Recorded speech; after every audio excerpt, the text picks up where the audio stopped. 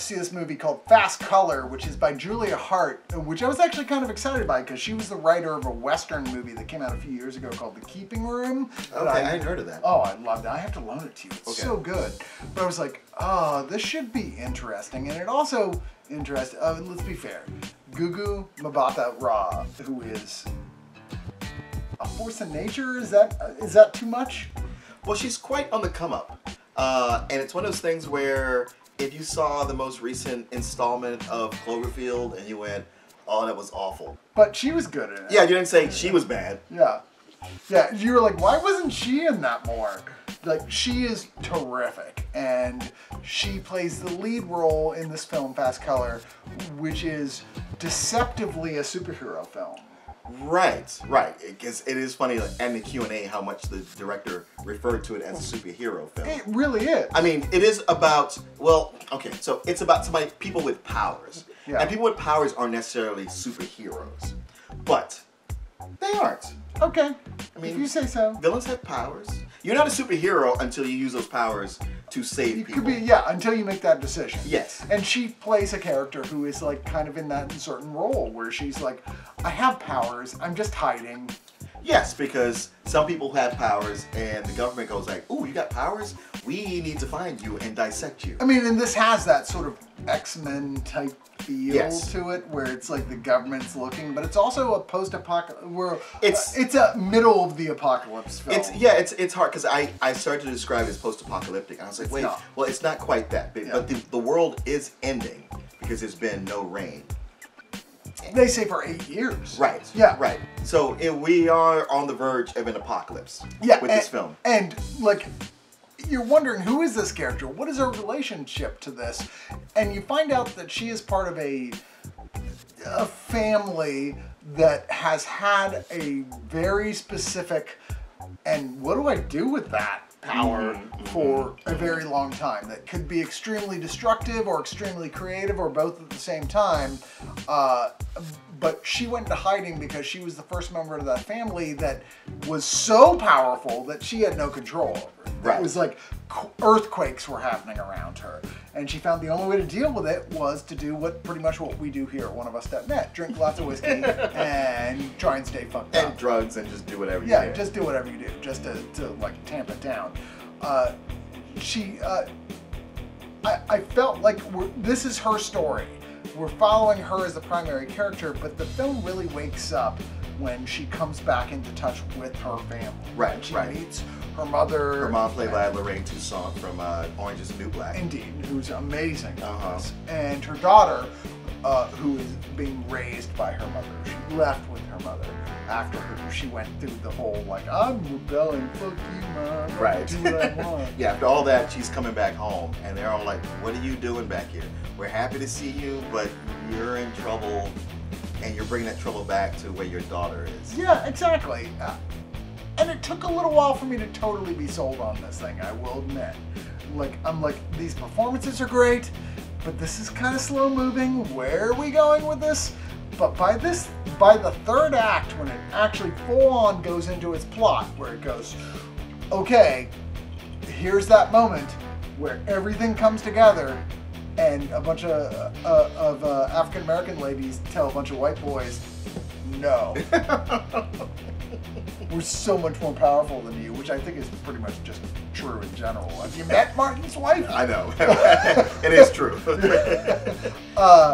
I was totally Powers are sold. superfluous. There's that moment where I was kind of like feeling a little sleepy in the middle of the early part of the Okay, second you work act. this because I tend to be sleepy all the time. Yeah, I know. So I'm always a little dozy. But I will say, like, the movie starts out really strong. Yeah. Because she's on the run. And it's in the second act where it slows down. And you see a lot of movies that will do that. They'll get slow in the middle. And sometimes that's all they do for the rest of it. There's not enough to pay off. And this has that payoff. Because right at the point when you ask that question, so where's this going? Oh, it's going. Oh, yeah. Here you go.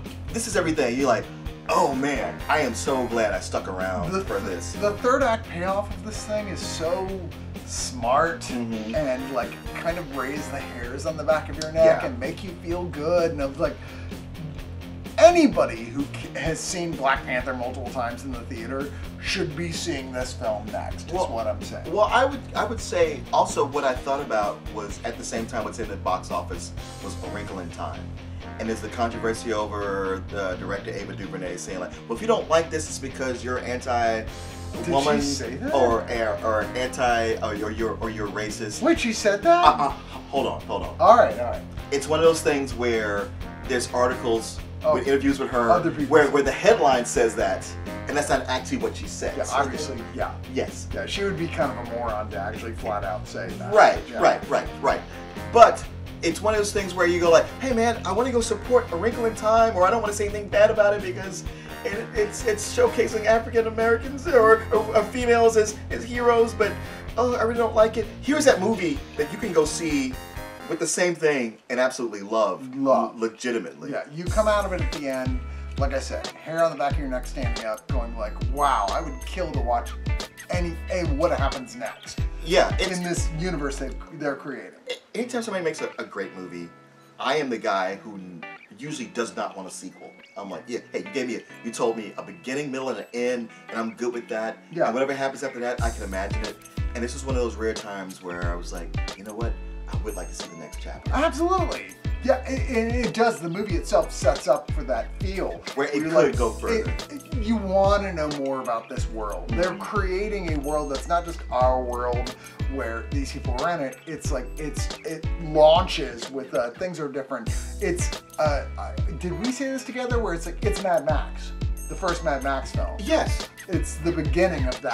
True. If you watch the first Mad Max, where it's like not at all like the Road Warrior, where you're like, oh, civilization's still there, it's just crumbling. Yeah.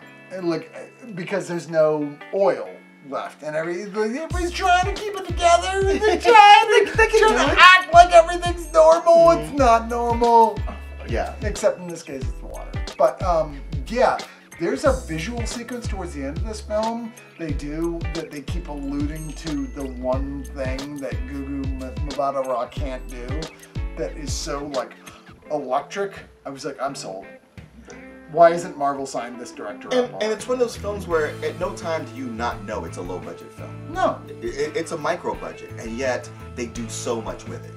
And it's a real joy to see that when people can take a little bit and make a lot, as opposed to a majority of Jason Blum films, which still managed to turn a profit. Hey, come on now! Don't be too hard on Jason. I'm not hard on Jason Blum films because Jason Blum has the best track record in the world, dude. Of knowing of sizing up a project and going like, I'll give you $4 million, and somehow those people make at least 5, if not 8 or 10. He's the new Roger Corman, who, with the experience of everything that happened with Roger Corman, has turned into the guy who everybody gets paid. Yes. No, he's that. But there are every so often those where you're like, all right, even with the $4 million you got, I'm not seeing it. Yeah, very true. And this is one where you go, man, I see it all, and it looks like you had extra, even though I'm sure you did. So across the board, would you recommend this to everyone, or a certain groups, or superhero fans, or what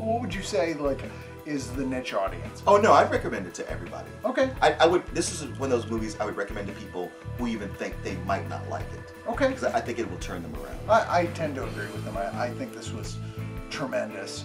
It is going to be a little deceptively slow at first, but I think this is a film that's going to just make you feel great watching it at the end of it. Fast Color, check it out.